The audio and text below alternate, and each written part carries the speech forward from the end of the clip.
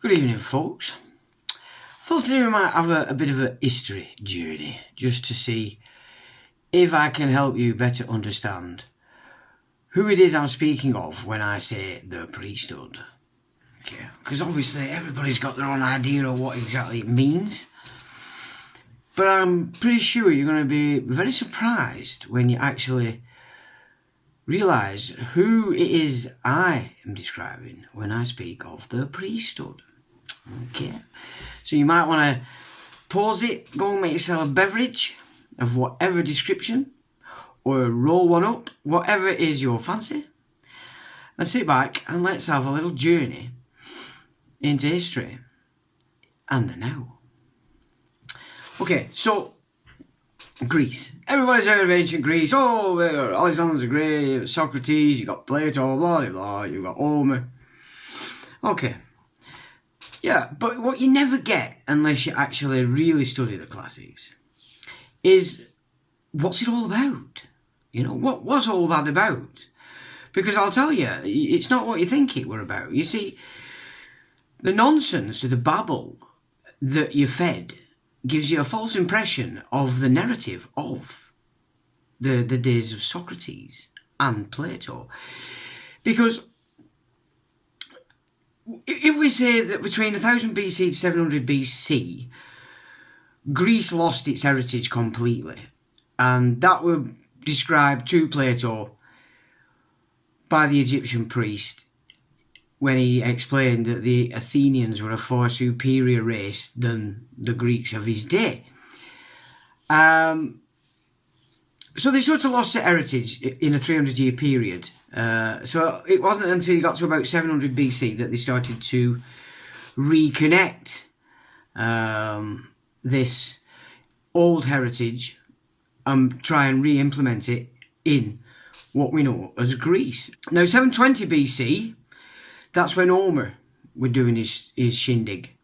Okay, so Homer's works are based around 720 BC. So from that 20 years to 700 BC, Homer had started to have an effect, actually, and reminding the Greeks that, hang on a minute, we are not subject to this priesthood that came in that 300-year dark period. Now, this is the priesthood of which I speak. Okay? Now, its original term, as we know it, is the cult of Marduk. That shifted in Egypt to be Phoebus, and then on to Apollo, as the Greeks understood this god. Okay. Now, when the Persians, from which you get the cult of Marduk, headquartered, you might say, in Babylon. Okay. This cult of Marduk, when it inserted itself into a nation, it operated on the confessional system. Okay. And in Greece specific, we know that as the Delphic Oracle. Okay, so this is what this Delphic Oracle was actually not a Greek cultural thing. It was an invaded system by the Persians specifically, being used by this cult of Marduk. Okay, so we're talking Persians, yeah? We'll move on to Xerxes and all these fruit bats that we know about who met with the Spartans, etc. But ultimately, all the races, the Persians included, were controlled by this separate entity, the cult of Marduk, the cult of Phoebus, and then the cult of Apollo. Now, that ties in with the Greek pantheon, Zeus, etc. So it could be said that Marduk is actually Zeus. Okay, so you can see the interconnection there. But basically, the Delphic Oracle, it was expected that everybody would go to visit it. So you can look at it as the priesthood centre. And what people were encouraged to do, obviously, was speak. It's what's on your mind, blah, blah, blah, blah, as an intelligence operation. So the priesthood was actually, like you might say, an intelligence organisation, and it gained its power through have people explain the thoughts, the feelings, etc., from which they could build up their agenda systems and operate it in a manner that would work. Because the more you know about all around you, the better you can manipulate your advantage if you are of the mind to be hunting power, etc., and wealth and all that goes with it. So the cult of Marduk in Greece, as we wouldn't understand them, they set up the Delphic oracle system in order to control the Greeks. And so when we get to Socrates, we're looking at a man who moved to better the systems of the state in Greece. And by that, what they mean is they wanted to reinsert the Greek heritage, as they were probably understanding it, and get rid of this Persian cult. Okay? So that was the battle, and of course Plato joined in with that. So Socrates and Plato, what we're dealing with there is two thinking men, and Socrates was also a warrior, who were moving against this cult of Apollo at the Delphic Oracle, which was run by the Priesthood of Marduk. Okay, so that's what's the overriding narrative in relation to Socrates and Plato. That's its importance. Now, Aristotle, as I've written many years ago, in my opinion, they felt any race that followed Aristotle did actually start to fall foul of the cult of Marduk.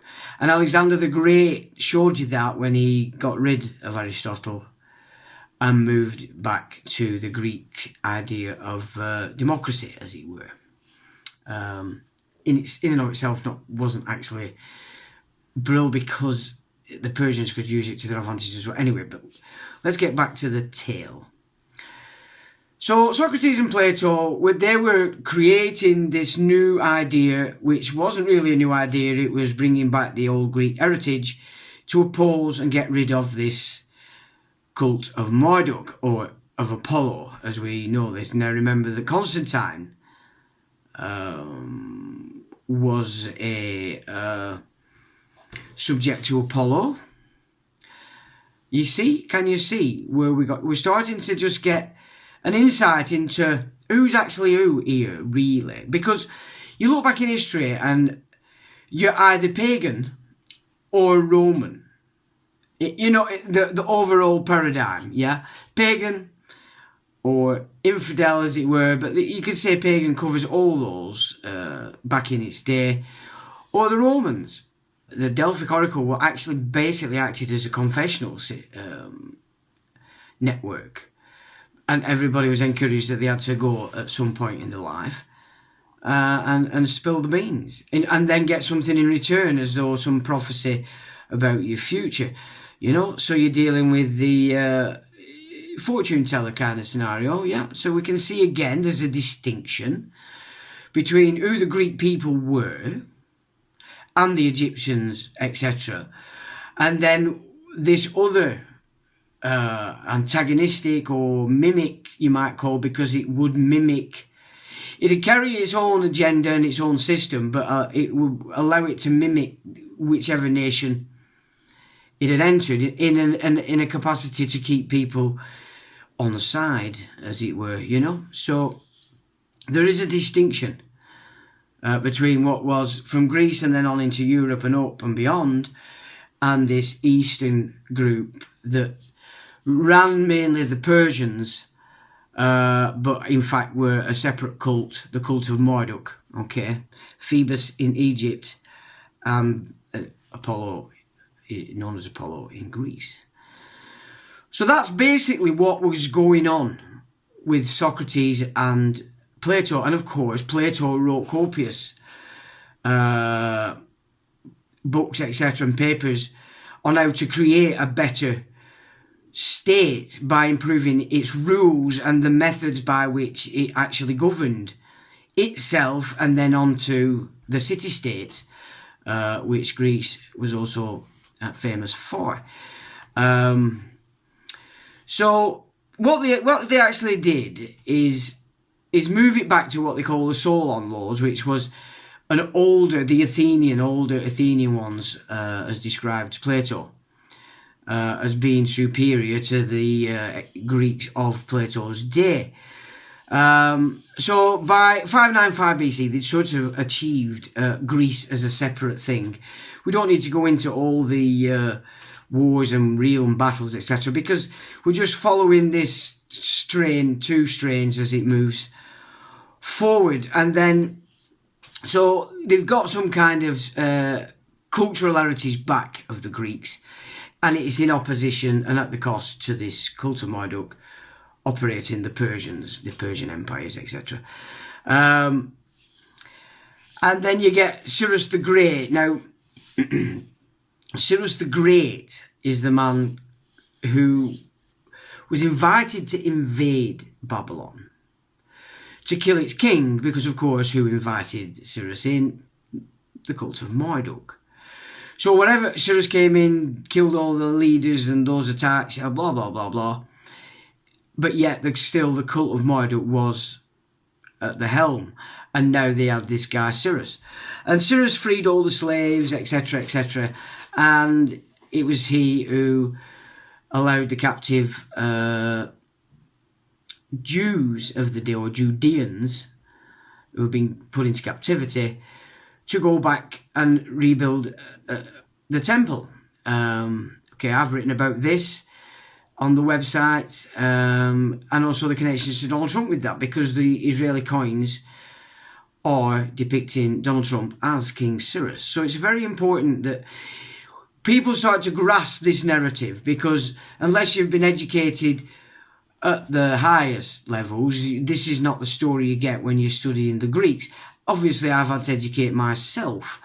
So it's not, anybody you can do this if you put your mind to it, as it were. And obviously it's years and years ago since I studied the Greek, so I've been remapping, having another look, just formulating it together, because I do go on about the priesthood quite a lot, and I know the assumptions are obviously going to be there on the tip of your tongue, but it's not quite how you think, and nothing's ever what it seems. It's all smoke and mirrors. So Cyrus the Great released the captive Hebrews, and of the 600,000 that were pulled into captivity, there were only about 60,000 actually wanted to go back to Palestine and rebuild this temple, from which the temple was built, and those that had built it realised they didn't know how to run it, so they requested back to Babylon for the Levites to provide a priesthood to run the second temple. Yeah? Naturally, who's this priesthood that's coming in? It's the cult of Marduk. Yeah? So in again come the cult of Marduk to Palestine. Okay? So can you see how they're not so much Israelites, these that were pulled into captivity? It's these particular branches that were not part of the Israelites, but yet have presented themselves as that for quite some time in historical context. But that's, again, something we don't need to get into. We're just trying to work out who is this priesthood. So you get Xerxes unifies all the Iranian peoples into a huge block. So that's Persia as we know it. Or we knew it then, now we class it as Iran.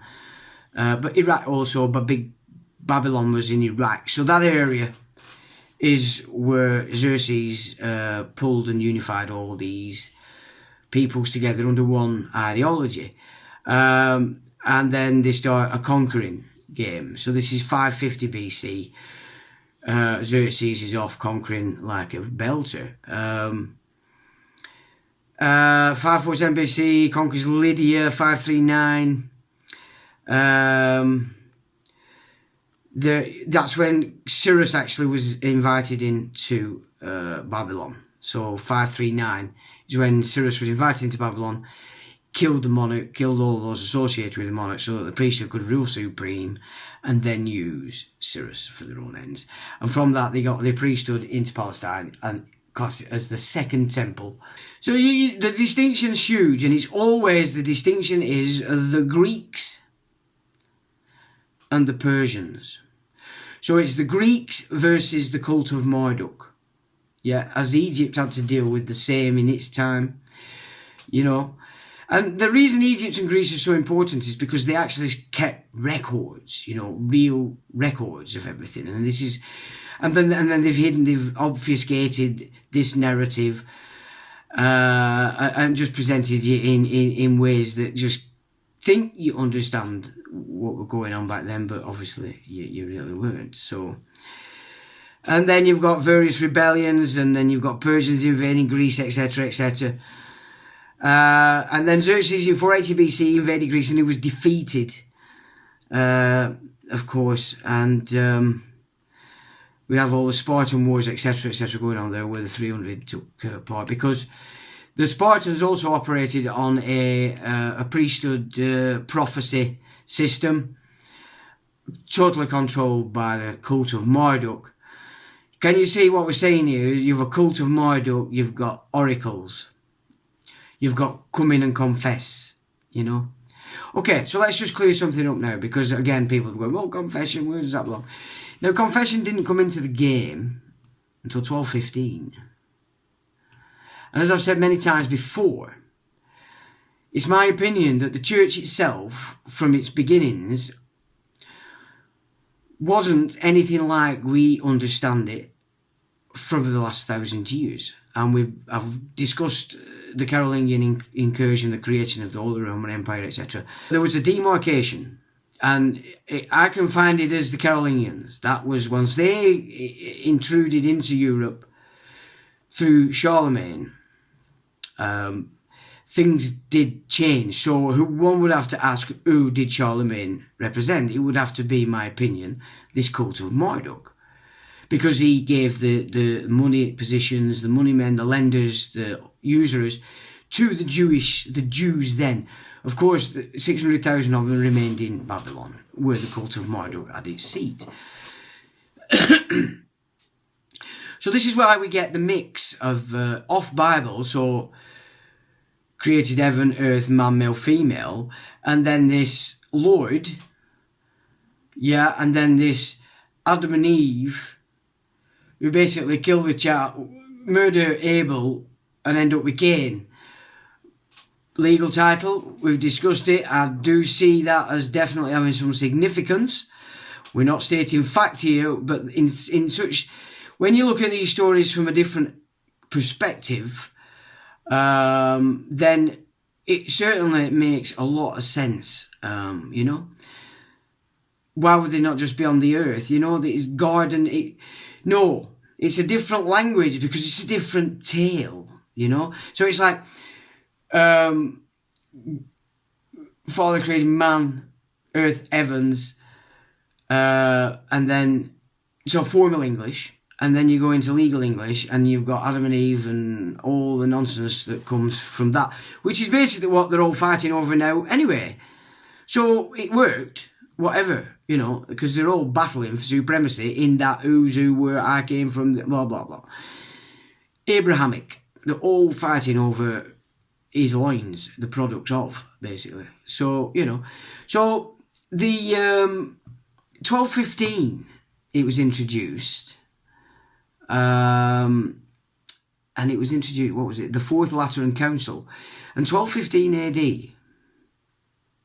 you know. You're way after 1066, so they took over the monasteries, they've created the feudal system, they've installed it in northern France, they've installed it on England in 1066.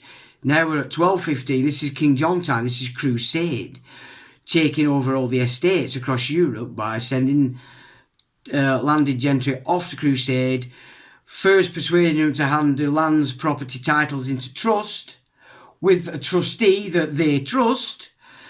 And no sooner are they off to Crusade, King John and his sheriffs are coming around letting them know that the courts under John and the sheriffs will support their claim as trustee to the estate that they've had left to them.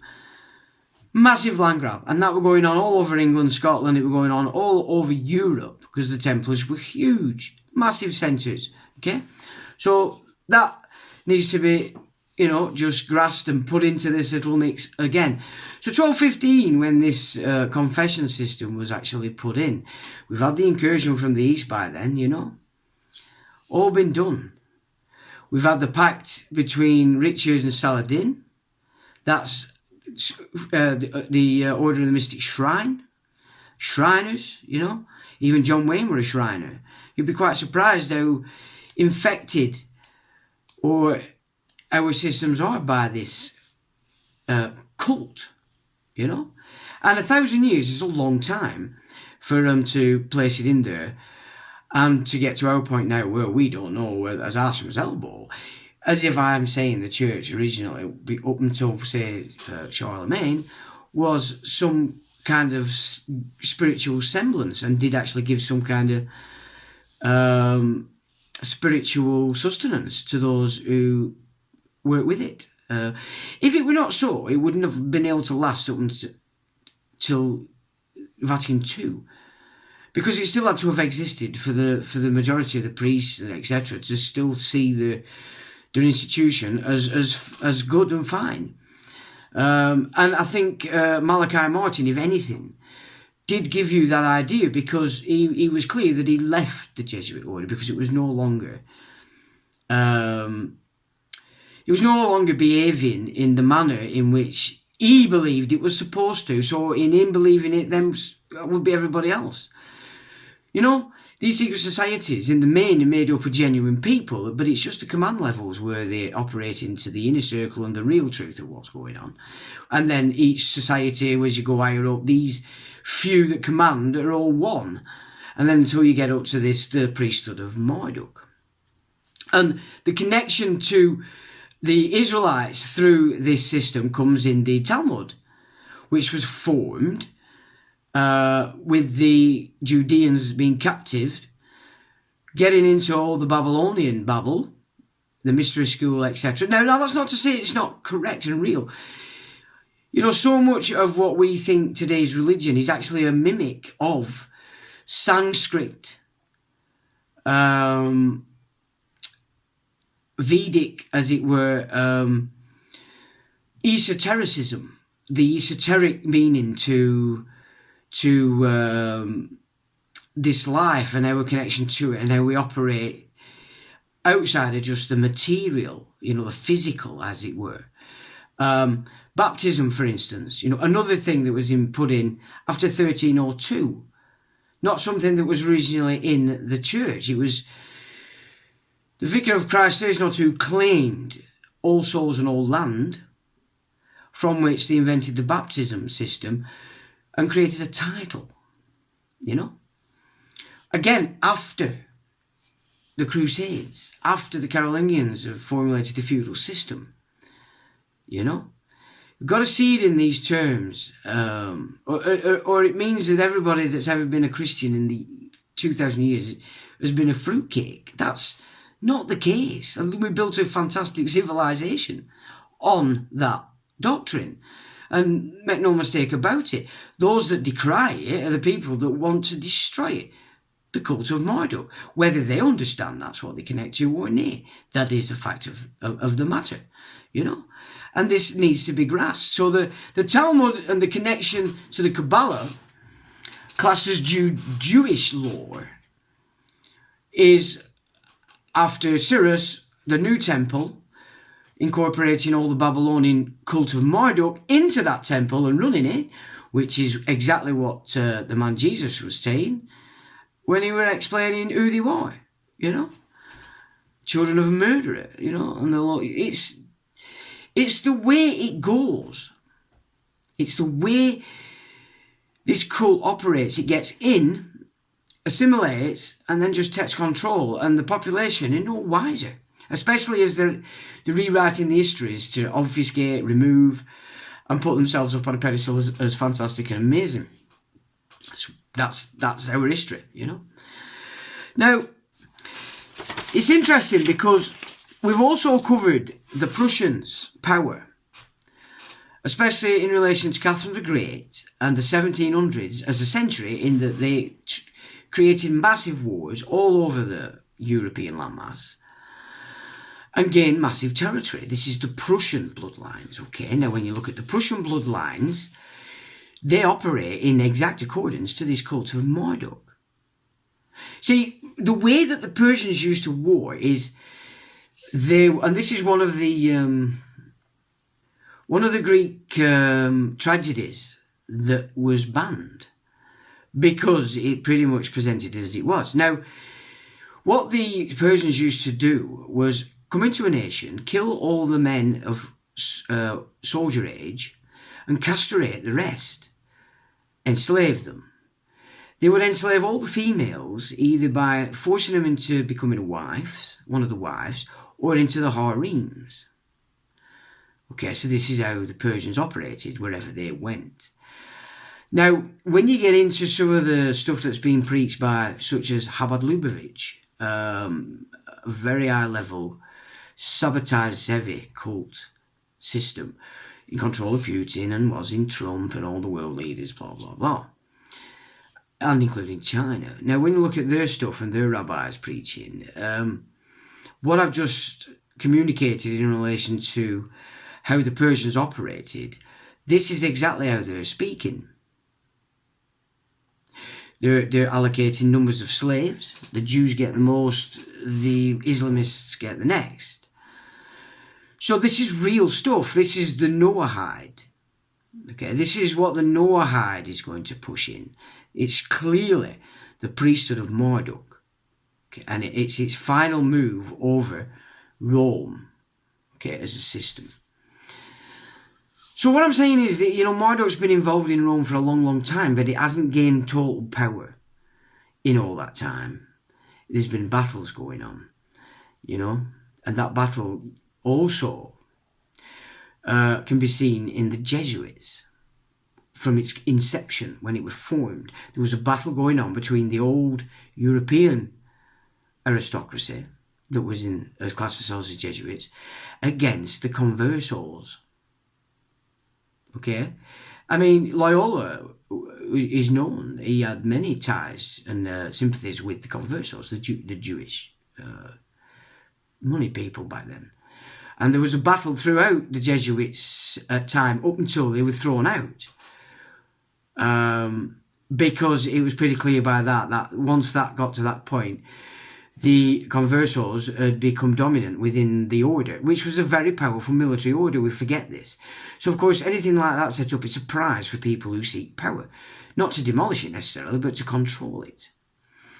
And so we could say that the Jesuits were kicked out of the Vatican once it had become clear that this Marduk cult was dominant. Then they were picked up by the Prussians, and this is where it starts to make real sense. So the Jesuits were invited into Russia, the elite, by Catherine the Great, and the majority of them went to Corsica, from where we get Napoleon. Remember this, okay? These are important factors because it interconnects all these people. And you can see their agenda, yeah?